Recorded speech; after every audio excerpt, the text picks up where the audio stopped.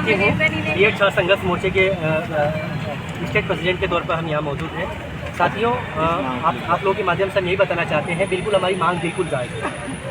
आप लोगों से सवाल के माध्यम से भी हम देश तक अपनी बात पहुँचाना चाहेंगे कि एक एनसीटी है, 1993 में भारत सरकार ने उसको मान्यता प्राप्त एक संस्था बनाया है जिसका काम है राष्ट्रीय अध्यापक शिक्षा परिषद, जो देश भर में शिक्षकों की नियुक्ति के मामले में वो एक गाइडलाइन जारी करता है, करिकुलम जारी करता है और तमाम काम करता है। उसी के मद्देनजर उन्होंने 28 जून 2018 को एनसीटी ने एक राज्यपत्र जारी करके बोला था, साफ साफ शब्दों में लिखा गया था कि बीएड भी 1 to 5 मतलब प्राथमिक के लिए एलिजिबल है। उसी के मद्देनजर देश भर के करोड़ों बीएड अभ्यर्थियों ने, यहाँ जो लोग भी आया है, सभी लोगों ने 28 जून 2018 के गजट के बाद हम सभी लोगों ने बीएड किया, सिर्फ इसी मद्देनजर रखते हुए कि हम प्राइमरी में एलिजिबल हैं। क्योंकि हायर के लिए, टीजीटी पीएचडी के लिए होता क्या है कि जो बीटेक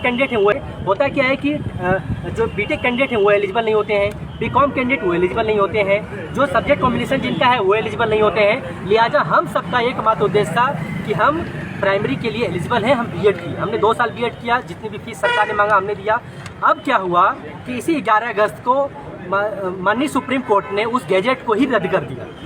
सवाल को सुप्रीम कोर्ट ने ये उठाया है कि एनसीटी ने जो गजट बनाया था उसमें बहुत सारी खामियां थी, उन्होंने पूरा जो प्रक्रिया का पालन नहीं किया था, उन्होंने मनमाने तरीके कानून बनाया था। अब सवाल यही है कि उस मनमानेपन का शिकार हम क्यों हो, एनसीटी की गलतियों की सजा हम क्यों भुगते हैं। यही पीड़ा लेकर, यही तकलीफ लेकर, यही आक्रोश लेकर हमारे सपने चौपट हो गए। हमने केबीएस में एग्जाम दे रखा था, उसके इंटरव्यू होने वाला है, हम उससे बाहर होने की कगार पर हैं। हमने बीपीएससी का फॉर्म डाला था, 24-25 अगस्त को एग्जाम होने वाला है, वो एग्जाम से हम वंचित होने जा रहे हैं। हमने लगातार हमारी मांग सिर्फ यही है, बुनियादी मांग है कि एनसीटी की गलतियों की सजा हम छात्र नहीं भुगतेंगे, इसके लिए चाहे जो कुछ भी करना पड़े। हमारी मांग सिर्फ है कि सरकार अध्यादेश लाए और बीएड कैंडिडेट को प्राथमिक में एलिजिबल बनाए, यही बुनियादी मांग है। इसी बुनियादी मांग को लेकर देश भर में आज प्रधानमंत्री, शिक्षा मंत्री, एनसीटी को लाखों पत्र, हमने 2 दिन 10-10 लाख की संख्या में ट्विटर कैंपेन चलाया। सरकार सुनने को राजी नहीं है। हम अभी ज्ञापन पत्र दे रहे हैं, आने वाले कल के डेट में लखनऊ में प्रोटेस्ट होने जा रहा है, इलाहाबाद में आज के डेट में और कल के डेट में प्रोटेस्ट होने जा रहा है, देश भर में प्रोटेस्ट होगा। हम सरकार के खिलाफ प्रोटेस्ट कर रहे हैं। माननीय सुप्रीम कोर्ट के फैसले का हम स्वीकार करते हैं, क्योंकि उसके खिलाफ हमारा कोई सवाल नहीं है। हम सरकार से एक सवाल करते हैं, क्योंकि सरकार ने हमको डिग्री दिया था, इसलिए हम सरकार से सवाल कर रहे हैं, आपको हमको एलिजिबल बनाना पड़ेगा।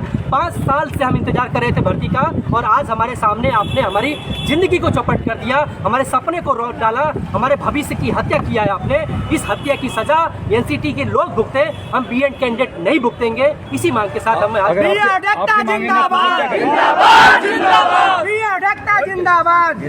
मांग पूरा नहीं होगी, हमें जो कुछ भी लोकतांत्रिक, संवैधानिक और शांतिपूर्ण तरीका हमें मिला हुआ है, हम उन तमाम तरीकों का इस्तेमाल करके सरकार को मजबूर बनाएंगे कि वो अध्यादेश बिल लेके आए। अगर वो दिल्ली सरकार के लिए, सेवा बिल के लिए वो अध्यादेश बिल ला सकती है, तो देश के करोड़ों बीएड अभ्यर्थियों के लिए अध्यादेश बिल क्यों नहीं। हम प्रधानमंत्री से गुहार लगा रहे हैं जो देश के करोड़ों बीएड अभ्यर्थियों के सपनों को बचाएं। हम शिक्षा मंत्री से गुहार लगा रहे हैं कि वो देश के करोड़ों बीएड अभ्यर्थियों के सपनों को बचाएं। हम एनसीटी की गलतियों को हम याद दिलाना चाहते हैं और फिर से गुजारिश करना चाहते हैं कि आप फिर से अध्यादेश बिल लाकर नया गैजेट पारित करिए, नया नोटिफिकेशन लेके आइए और बीएड को पुनर्बहाली करिए। और साथ ही केबीएस, एनपीएस जो भी भर्तियाँ चल रही है उनमें हमें सुरक्षित रखते हुए ही भर्ती को पूर्ण किया जाए, यही बुनियादी मांग है। हम लोकतांत्रिक, शांतिपूर्ण और डेमोक्रेटिक तरीके से हम अपना विरोध प्रदर्शन और सरकार को मजबूत बनाने के सारे तरीके अपनाएंगे।